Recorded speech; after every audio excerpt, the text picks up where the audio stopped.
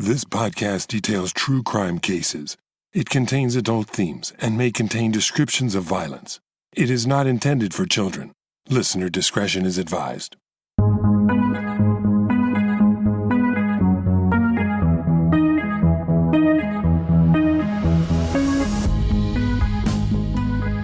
Thank you for joining me for today's episode of Once Upon a Crime. It's October, Spooky Month. As we count down the days until Halloween every year, I dedicate my October episodes to creepy, chilling, and/or downright scary true crime cases. In this series, Ghosts in the Attic, I'll ask you to consider the question, is it possible that someone could be hiding in your house without your knowledge? In each of these episodes, I'll dial up the creep factor, but this first one, while not as creepy, is downright chilling. You will learn about one of the most violent, brutal, and cruel serial killers I've ever researched. Leonard Fraser would be charged with many rapes, abductions, and murders, and be suspected of many more. One young girl who went missing in mid-1998 in the Rockhampton area of Queensland, Australia, would be counted among his victims, but this case would take a surprising turn that would shock the country. This is Chapter 1 of Ghosts in the Attic, the case of Natasha Ryan.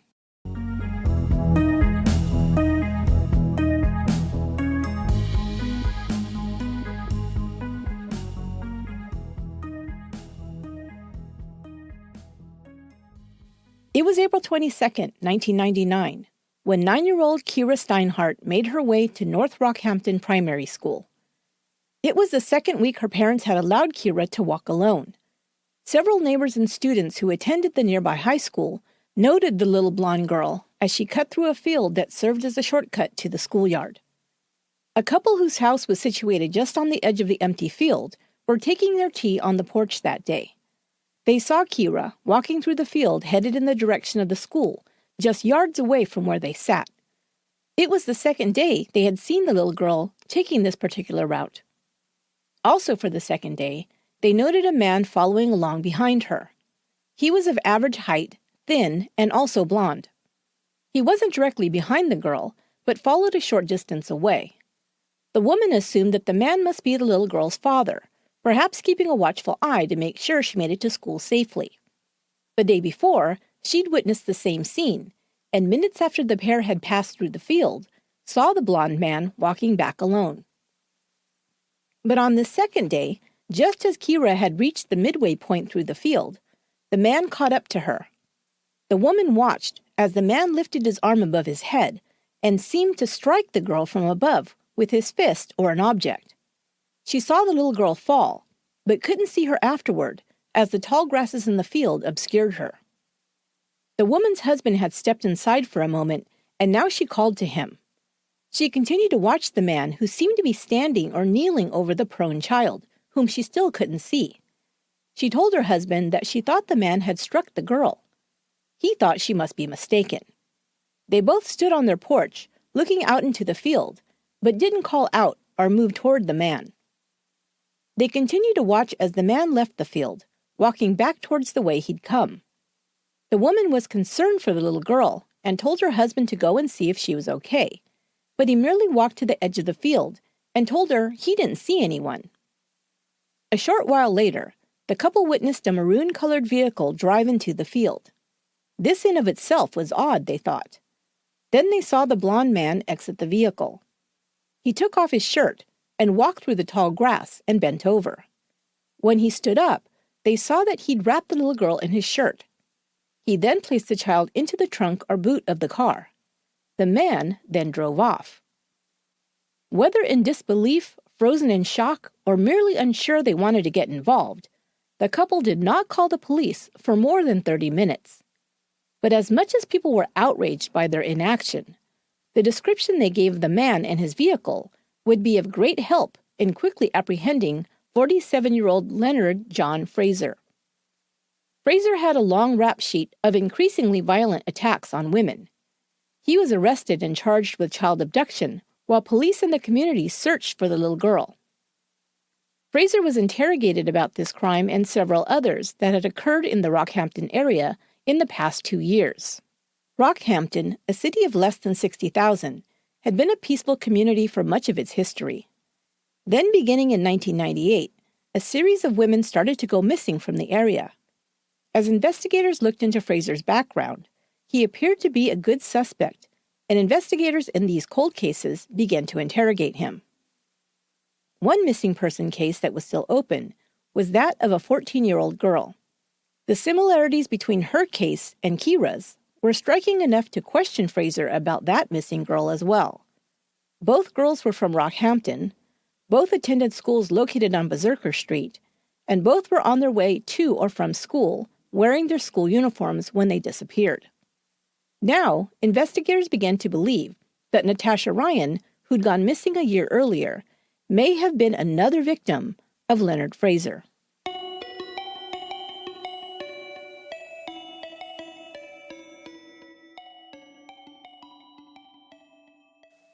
On August 31, 1998, Natasha Ryan was driven to North Rockhampton State High School by her mother, Jennifer. Natasha said goodbye to her mother and said, "I love you," before entering the school. It was the last time she was seen by her family. Natasha's parents reported her missing, but as the teen had a history of running away, the report was not taken very seriously at first. Natasha's parents, Robert and Jennifer Ryan, were divorced. Robert Ryan had remarried and moved to Bundaberg, about 3 hours south of Rockhampton, with his new wife, Debbie. Natasha remained living with her mother, Jenny, her older sister, Donna, and her 6-year-old brother, Chris. Natasha was a troubled and, according to her parents, difficult teen. She refused to adhere to her mother's rules and fought with her frequently. She was doing poorly in school and began using drugs. She'd once tried cutting her wrists. Natasha also ran away briefly several times before, but each time was found within hours or a day, hiding out with friends or in town and brought home. Just 6 weeks before Natasha disappeared, she tried running away once more. She told her mother she was going to walk the dog and didn't return. Later that week, she was found staying in a motel room registered in the name of her boyfriend, Scott Black. Natasha had met Scott a few months earlier, and they became inseparable. Her parents did not approve of the relationship, as their daughter was only 14, and Black was a 21-year-old milk delivery driver. Jenny, Natasha's mother, reported that after this last attempt to run away with her boyfriend, she had seen a change in her daughter. Black had been arrested and charged with abduction for harboring his underage girlfriend and lying to authorities. Although out on bond, he faced jail time. Jenny took this as an opportunity to try and talk sense into Natasha, and it seemed to work. The teen appeared genuinely contrite. She'd returned to school and stopped insisting she be allowed to see Black. Jenny said that her daughter was in a much better place than she'd been in a long time at the time of her disappearance. So Jenny Ryan was instantly alarmed when her daughter didn't return home that evening. When she hadn't returned by the next day, Jenny reported Natasha missing. Jenny told the police that Natasha hadn't taken any extra clothes and had been wearing her school uniform and only carrying her backpack. But a real search for Natasha wouldn't begin for a month. By then, there had been only one sighting of the teen. 2 days after she was last dropped off at school, someone reported seeing Natasha playing video games at a local movie theater before leaving with an unidentified man in a car. Her former boyfriend, Scott Black, was questioned and his apartment searched, but he swore he had not heard or seen from Natasha. No trace of her was found, and neighbors were also questioned who said that they'd only seen Scott coming and going from the residence. Information about the missing girl was made public. Police now reported a grave concern for Natasha Ryan's safety, and a widespread search was conducted. Police Constable Robert Newton made a public plea to Natasha, asking her to please let them know, even through a third party, that she was safe if she was able to do so. The public was asked to report the license numbers of any cars they might see her riding in. But there would be no more sightings of Natasha Ryan. Weeks passed, and then months. Natasha had never run away for more than a week before, and her parents didn't believe she could have gotten far without any money or assistance. They also didn't believe that she would stay away so long without contacting them. They might have had their problems in the past, but Natasha knew they loved her, and, quote, "there was nothing that couldn't be sorted out between us," said her mother. Then 9 months later, little Kira Steinhardt was assaulted and abducted by a known violent predator from the same area where Natasha Ryan had gone missing. The more Natasha's family and friends learned about Leonard Fraser's crimes, the more terrified they became that she may have become a victim of the Rockhampton rapist.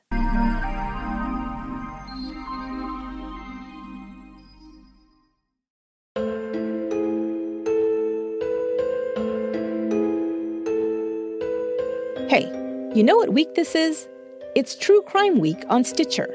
We're kicking off the spookiest month of the year on Stitcher by bringing you the best true crime podcasts. Find your next true crime podcast obsession on Stitcher's curated homepage during True Crime Week.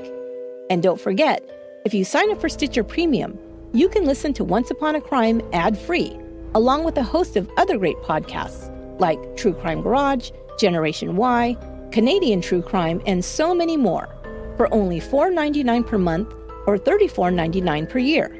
And if you use code ONCEUPONACRIME, you'll get your first month free. Discount code is only valid on Stitcher.com/premium and not on in-ad purchases. Happy True Crime Week, and thanks for supporting the show.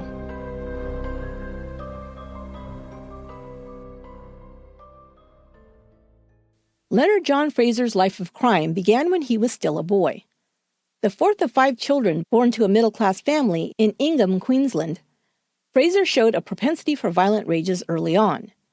He was classified as having low intelligence and suffered from a speech impediment. Fraser would fly into rages when he didn't get his way or was told no. By the age of 14, he dropped out of school and spent his time stealing and getting into fights. At the age of 15, he was sent to the state school for boys on a charge of theft. While there, it was later reported that Fraser was raped by older boys and in turn raped younger boys himself. After his release from the boys' school, Fraser was in and out of jail and prison 20 out of the next 22 years for car theft, armed robbery, assault, and sexual offenses including rape.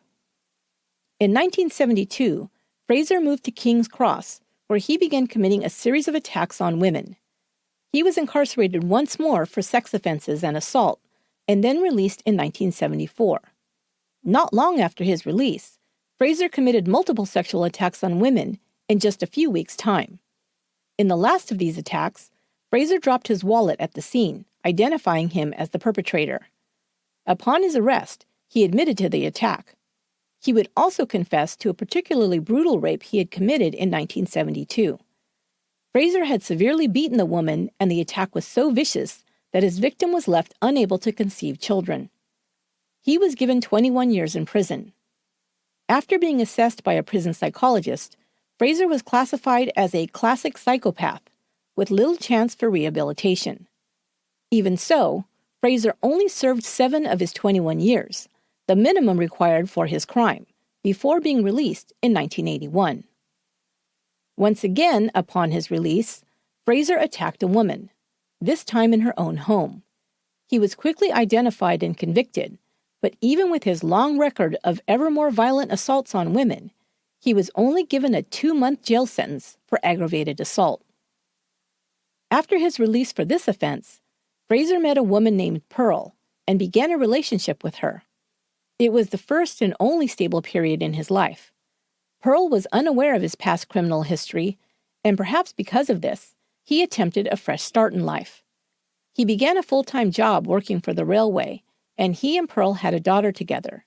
He also became a father figure to Pearl's young son. It appeared that Fraser had settled into a life of domesticity, but the demon inside him soon reared its ugly head. He began stalking a woman who took morning walks on a beach near his home. One day he attacked and raped her. He was quickly identified, arrested, and sentenced to 12 years in prison. Pearl now learned of Fraser's terrible past and wanted no more to do with him. Housed in Etna Creek Prison in Rockhampton, Fraser's violent rages were again on display. The other inmates gave him the moniker Lenny the Loon. This time, prison administrators also took Fraser's violent behavior seriously. He was deemed to be an ongoing threat to society and made ineligible for early release, and was ordered to serve his full sentence. In fact, given no options to keep Fraser any longer than 12 years, The warden held him behind prison walls up until the very last second possible before releasing him in 1997. While incarcerated, Fraser had become pen pals with an older woman, and she offered him a place to stay upon his release. The woman was suffering from terminal cancer.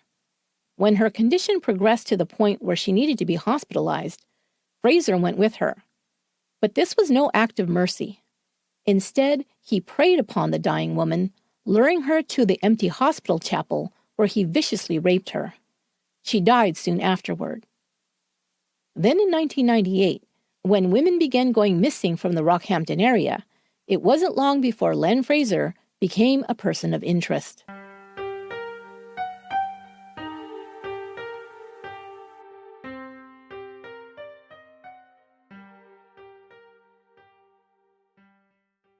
Five months after Natasha Ryan went missing, other women began to disappear from the Rockhampton area. In late December 1998, Julie Dawn Turner, age 39, spent the night out with friends before walking home alone. She was never seen again. The following March, 36-year-old Beverly Lego was last seen leaving a bank in Rockhampton before she too disappeared. The following month, 4 days before Kira Steinhardt was abducted, 19-year-old Sylvia Benedetti was last seen in the company of a man outside of a Rockhampton mall and was not seen again. That 9-year-old Kira was attacked in view of witnesses finally led investigators to one man who would later be connected to all the previous missing women's cases, Leonard John Fraser. Fraser was now also suspected of involvement in the disappearance of 14-year-old Natasha Ryan, who had been missing for 9 months. Fraser was arrested for child abduction, and his car was impounded and searched. In it, blood was found in the trunk, as well as on the bumper, rear door, and steering wheel. A knife belonging to Fraser was found to contain Kira Steinhardt's blood. Hair was also found in his car that was a match to Kira's. The forensic evidence, combined with eyewitness testimony given by the couple who'd seen him follow and then strike Kira in the field, was enough to charge Len Fraser with Kira's murder. Fraser waited weeks before finally revealing where he'd taken Kira's remains, hoping that any forensic evidence on the body would be degraded enough that he couldn't be charged with her rape. Her body was found in a dry gully off a dirt road outside of town. Her throat had been cut, and she was unclothed except for her school jumper. Now that Fraser was in custody facing a murder charge, investigators began questioning him about the disappearance of 4 other women: Beverly Lego, Julie Turner, Sylvia Benedetti, and Natasha Ryan. He would eventually confess to the murders of 3 of the women and lead investigators to their remains. He'd confessed to these crimes in exchange for being housed in protective custody instead of placed among the prison's general population. He was well aware that those convicted of sexual assault or murders of children were targeted by other inmates, and he wanted to avoid this danger at all costs. Investigators continued to question him about Natasha Ryan's disappearance, but Fraser still denied he'd had any involvement. He said that Natasha was, quote, still alive and hiding in Rockhampton, unquote. A prison informant was enlisted to befriend Fraser and then press him for details about Natasha Ryan. The informant, Alan Quinn, played to Fraser's ego, praising him for getting away with Natasha's murder. Fraser took the bait and soon revealed details to Quinn. Fraser said he'd met Natasha at the cinema in Rockhampton. She told him she was heading to Yeppoon and he'd offered her a ride. Once they were outside of town, he'd pulled the car over and attacked the girl, Fraser told Quinn. He'd then killed her at the showgrounds and had taken her body to a lily pond near the airport, where he'd buried her under a mango tree. Armed with this information, investigators searched the area as described, but didn't find Natasha's body. However, they believed Fraser's story as it closely coincided with his other murders. Natasha Ryan's family was given the awful news that serial killer Leonard Fraser had admitted to abducting and killing Natasha. Searches were conducted for Natasha's body for several weeks, but no remains were found, and Fraser had stopped talking, now insisting he was innocent of her murder. He now sat in prison awaiting trial for the murders of 4 women, including Natasha Ryan. In 2001, Robert and Jennifer Ryan held a memorial service on what would have been Natasha's 17th birthday. She had now been missing for over 3 years.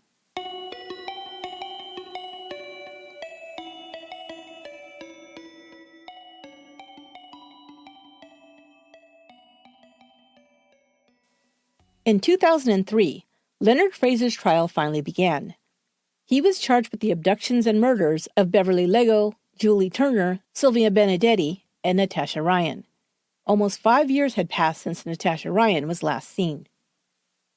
Strangely, 3 weeks before the trial began, an anonymous call was made to a service called the Kids Helpline. On April 2, 2003, a girl identifying herself as Sally told the helpline counselor that she was a runaway who had left home to live with her boyfriend.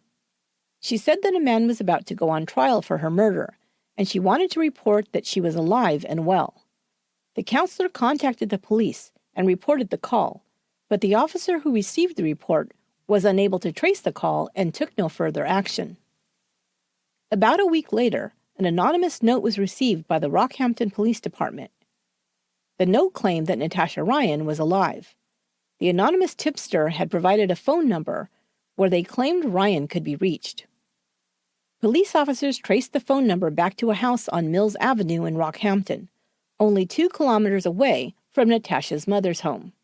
It was discovered that the house was being rented by none other than Scott Black, Natasha's old boyfriend. On April 10, 2003, police conducted a raid on the residence. Scott Black was removed from the home and placed in custody while a search of the house was conducted. In the back of the house, in a bedroom, officers opened up a large cupboard closet, and inside they found Natasha Ryan. She at first denied she was Ryan and refused to leave the home with officers. They gave her the option to come with them willingly to be checked out at a hospital or taken to the police department in handcuffs. She chose the former. Natasha, now 18 years old, was found to be very thin and pale, but healthy and in good condition.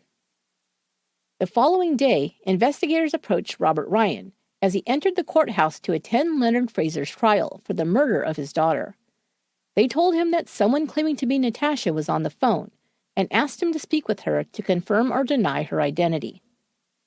Ryan at first couldn't believe what he was hearing. It had been over 4 years since he'd heard his daughter's voice. He thought the girl sounded like Natasha, but he couldn't be sure. He asked her to tell him what his private pet name for Natasha was.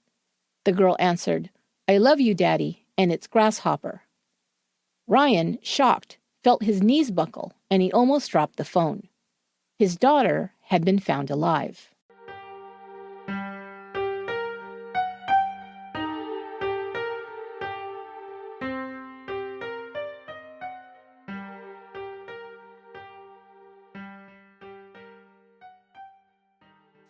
When Jennifer Ryan learned that her daughter was alive, she was shocked and elated. Then when she discovered Natasha had been hiding and living with Scott Black for all the years she'd been missing, she was furious. She couldn't believe her daughter had put her through 57 months of hell, not knowing what had happened to her, and then for more than 2 years, allowing her to believe that she had been the victim of a sadistic serial killer. "I hated her," Jenny Ryan told 60 Minutes Australia, "and I didn't want to see her." But once Jenny Ryan did see her daughter, all she could do was hug her and cry. She said it would take a lot to forgive her daughter for the torture she went through, but she was willing to try. But first she needed to know exactly where Natasha had been for all that time. Natasha told her mother that in the weeks leading up to her disappearance, she had planned her getaway. She had been angry and depressed for some time, Natasha said. She hated being at home, and she hated school, and she just wanted to be somewhere else. She denied that Scott Black talked her into running away, insisting it was all her idea. Scott helped her, Natasha said, because she was desperate, and he loved her. After her mother dropped her off that morning, Natasha left the school and spent the next few hours at the cinema, waiting for Scott to pick her up. He had taken a job transfer to Yeppoon, a coastal town located about 3 hours northeast of Rockhampton. They'd lived in a house there for the first 4 years she was gone. Then Scott's job took him back to Rockhampton. They moved into a house on Mill Street, just blocks away from her mother's home. Oddly, When Leonard Fraser was secretly being recorded in prison and bragged about kidnapping and killing Natasha, he said that he had been approached by the girl who said she needed a ride to Yeppoon. He later changed his story, telling police that Natasha was alive and, quote, hiding in Rockhampton. How did he know this? Was it just a coincidence? It's just one of the creepy details that stuck with me while researching this case. And how had Natasha not been discovered in the almost 5 years she was gone? She explained that she and Black took careful precautions to make sure that she was never seen. Because of the publicity surrounding her disappearance, she was afraid if she even showed her face briefly in public, she'd be recognized. For 5 years, Natasha almost never left the house. She spent her days behind thick curtains, watching movies on DVD, sewing, and surfing the internet. Natasha learned to sew since it was too risky for Scott to purchase women's clothing for her. She also improvised on other necessities that would look suspicious for Scott to purchase, like women's hygiene products. Black's neighbors were questioned, and all of them said they believed Scott Black lived alone. They never saw Natasha come or go from his house, and even when he hung his wash on the line in his yard, it was only men's clothes pinned up to dry. His co-workers at the Demi-Dell dairy factory where he worked for 6 years never had a clue that he lived with anyone or had a girlfriend. In total, Natasha believes she ventured outside the walls of Black's home only 6 times in the nearly 5 years she was in hiding. Once or twice, she and Black snuck out after midnight so Natasha could sit in the dark on the beach located nearby. But what about Black's friends and family? He had not made many friends in Yeppoon since he'd only moved there shortly before Natasha came to live with him. And as for family, yes, that was a problem at times, Natasha reported. The few times Black's family members visited, Natasha would hide herself away in the large cupboard closet in the back bedroom. The media picked up the story about the missing teen who disappeared in 1998 and was feared murdered by a serial killer only to be found hiding in her boyfriend's cupboard. Stories about Natasha Ryan called her the girl in the cupboard, although Natasha clarifies that she was never in the cupboard for very long. Even so, media outlets clamored for details of how Ryan stayed hidden for years. The day after she was discovered, celebrity agent Max Markson contacted Ryan. She signed a deal with him to sell the exclusive rights to her story. Markson secured contracts with both 60 Minutes Australia for an on-camera interview and Women's Day for an exclusive article and photos. Queenslanders, already unhappy that they had spent years searching for Natasha Ryan, holding candlelight vigils and then mourning her presumed death, became outraged when they learned Ryan was being rewarded financially for her ruse. Approximately $400,000 had been spent on the investigation into her disappearance, and thousands of volunteer hours had been spent on the search as well. Lyle Dobbs, the person in charge of leading the State Emergency Service volunteer effort, said, "The investigation was a massive waste of community resources." The public called for both Natasha and Scott Black to be charged criminally and demanded that they reimburse the state for the cost of the investigation. Reportedly, Natasha Ryan was paid about $200,000 for the exclusive rights to her story. Her interview with 60 Minutes was scheduled for release by the network to coincide with the Season 3 premiere of Big Brother Australia. The network believed that they could bring in more viewers by running the interview with the girl in the cupboard and win in a ratings war. Perhaps the public's distaste for the way Ryan was capitalizing on her notoriety kept some from tuning in. When the interview finally aired, 1.7 million people watched Ryan tell her story, while 2.2 million viewers tuned in to watch Big Brother instead. On her 60 Minutes interview, shot just days after she emerged from hiding, Ryan looks thin and very pale, but healthy. She gives Tara Brown a tour of the house she hid in for years and shows her the cupboard. When asked by Brown, "How could you do this to your family?" Ryan answers, "I honestly don't know." She admits she thought of calling home more than once, but couldn't do it. The lie got too big, she said, and characterizes herself as too gutless to come out of hiding. Ryan explains that she was afraid both she and Scott would be sent to jail. Natasha Ryan missed half of her brother's life. Chris, who was just 6 when his sister disappeared from his life, had to become reacquainted with her as if she were a stranger, but was thrilled to have his big sister back. She'd also missed her sister Donna's wedding. Held 18 months before her sister's return, Donna had hoped that Natasha would be a bridesmaid at her wedding. As it was, her special day was marred by the terrible belief that her sister had been murdered. Natasha says that although it was hard to be isolated and away from her family for so long, she and Scott were happy. She adamantly denies that Scott, although 21 years old to her 14 years at the time she ran away, ever controlled her. Psychologists weighed in on Natasha Ryan's situation after some wondered if the teen could have been suffering from a type of Stockholm Syndrome. Stockholm Syndrome is a phenomenon that was first coined after 4 people were taken hostage during a bank robbery attempt in Stockholm, Sweden in 1973. It describes a psychological bond that forms between captives for their captors. It's characterized by the captives developing positive feelings for their captors, even resulting in refusing opportunities to break free when a chance is presented. Stockholm Syndrome, however, specifically applies to hostages or captives who have had no previous relationship with their captors, unlike Natasha. One psychologist, though, points out that like a hostage, Natasha Ryan was dependent on Scott Black for all her needs during her time in hiding. Psychologist Bob Montgomery told the New Zealand Herald that Ryan's prior personal and family problems were compounded by her solitude and reliance on Black after she ran away. Quote, "He was bringing in the food, providing a house. The longer that went on, the more dependent she was on him not to have to face up to the consequences of running away." End quote. Scott Black, an adult, took a 14-year-old child away from her home and family and hid her for years, and in the eyes of the law, this is child abduction. However, Black was able to plead to a reduced charge. In 2005, he was given a 3-year jail sentence for perjury.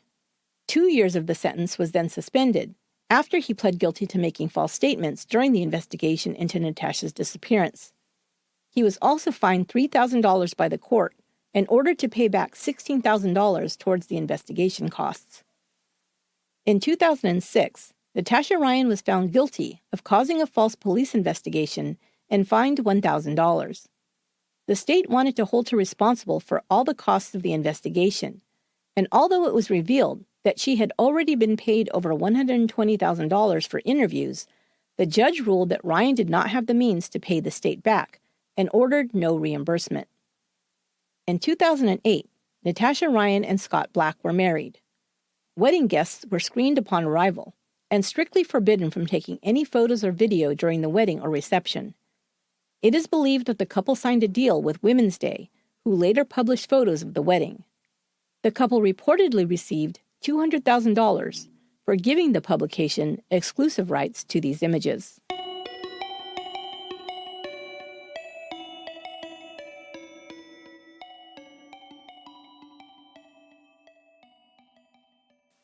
The day after it was announced that Natasha Ryan had been found alive, the prosecutor dropped one charge of murder against Leonard Fraser.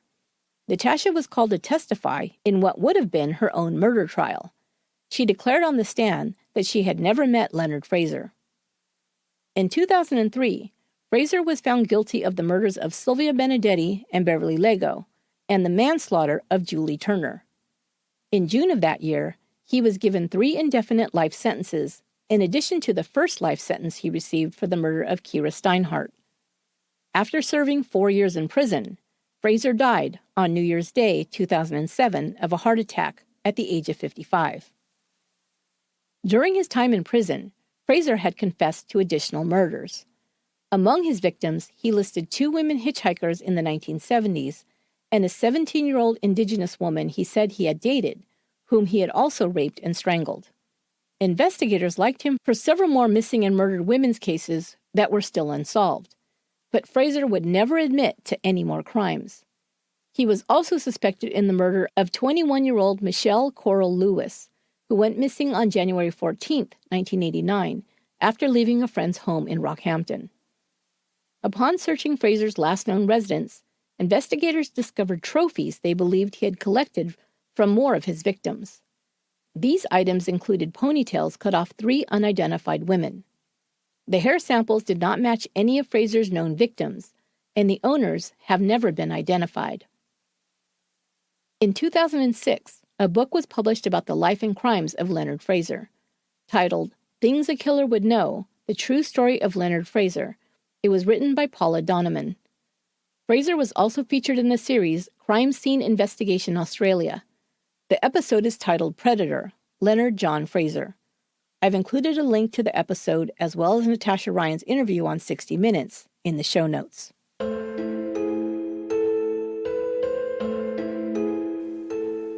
That will do it for this episode of Once Upon a Crime. To ask questions or comment about this episode or any others, you can join our Once Upon a Crime Facebook fan page or send us a voicemail. Just click on the red microphone on our website homepage at truecrimepodcast.com. Once Upon a Crime is written, produced, and edited by me, Esther Ludlow. Our administrative research and production assistant is Lorena Garcia, and original music is by Aaron Michael Goldberg. I'll be back next week with the next chapter in the series, Ghosts in the Attic, and I'll be dialing up the creep factor to a 10 so you won't want to miss it. Until then, take care to guard yourself against things that go bump in the night. There's nothing in that closet. Sleep well, and be good to one another.